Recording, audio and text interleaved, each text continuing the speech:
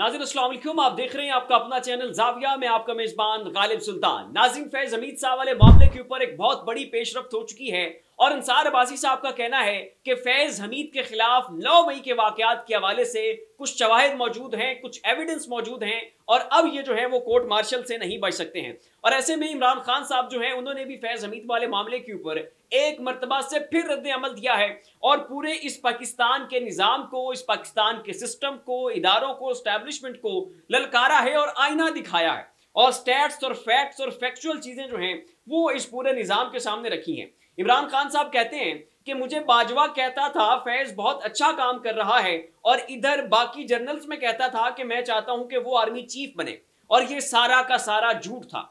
यानी जनरल बाजवा साहब जो है वो डबल गेम कर रहे थे। एक तरफ इमरान खान साहब से ये कह रहे थे कि फैज हमीद जो है इनको आर्मी चीफ बनवाना है, इनको कोर कमांडर बनवाएं और इनका जो है वो सारा इनकी जो ग्रूमिंग का प्रोसेस है उसको स्टार्ट किया जाए, और दूसरी जानिब ये खुद अपनी एक्सटेंशन के चक्रों में थे।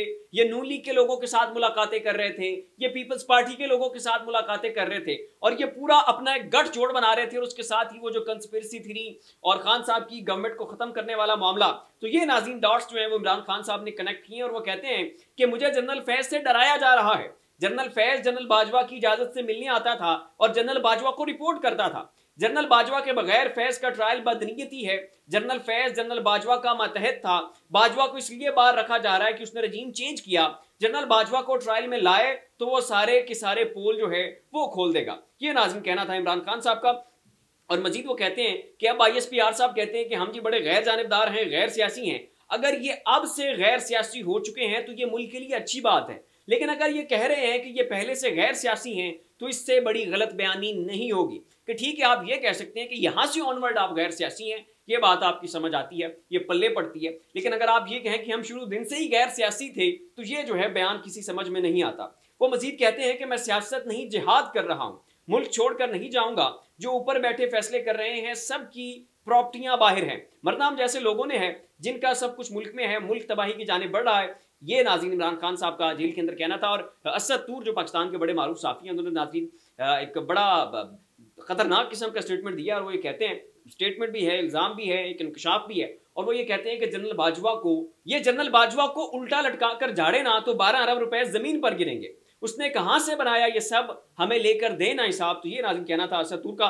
ज़ाहिर पाक फौज ने जो है वो अपनी खुद एहतसाबी के मामले के ऊपर बात की है कि जी बड़ा एक शफाफ और ट्रांसपेरेंट निज़ाम है, हम लोगों का एहतसाब करते हैं, तो उसके ऊपर जो है वो इन्होंने असद तूर साहब ने जो है वो रद्द-ए-अमल दिया है। अब नाज़रीन तहरीक इंसाफ का जो जलसा होने जा रहा है उसके ऊपर जो है वो क्रैक डाउन शुरू है। अभी से लोगों को, बंदों को पकड़ा ढकड़ा जा रहा है, लोगों के घरों के ऊपर छापे मारे जा रहे हैं। स्लीपिंग सेल्स तहरीक इंसाफ के जो हैं उनको जो है वो उठाकर जेलों में डाला जा रहा है ताकि किसी ना किसी तरह से तहरीक इंसाफ का ये जो जलसा है इसको नाकाम किया जाए। दूसरी जानिब जो गंडापुर साहब हैं वो भी अपने मौक़िफ़ के ऊपर कायम हैं, अपने मौक़िफ़ के ऊपर डटे हुए हैं और उनका ये कहना है कि जनाब बिल्डोजर साथ लेकर चलेंगे, क्रेनें साथ लेकर चलेंगे, डंडा बरदार अपनी फौज हमारी साथ होगी और हम जो है वो डट कर मुकाबला करेंगे इस फसादियत का, इस जुल्म का, और वो जो हमारा जमहूरी हक है अपना एहतजाज करने का, जलसा करने का, वो हमसे जो है वो कोई नहीं छीन सकता। अब इस मामले के ऊपर नाज़रीन अहमद फरहाद जो कि मशहूर शायर हैं और रिसेंटली इनको अबडक्ट भी किया गया था और बड़ी कंट्रोवर्सी बनी, बाद में ये रिलीज भी हो गए। ये कहते हैं कि जलसे से इतना खौफ है कि लोगों को घर के दरवाजे तोड़कर गिरफ्तार किया जा रहा है। नून लीग को अच्छी तरह इल्म है कि अब इक़्तिदार तक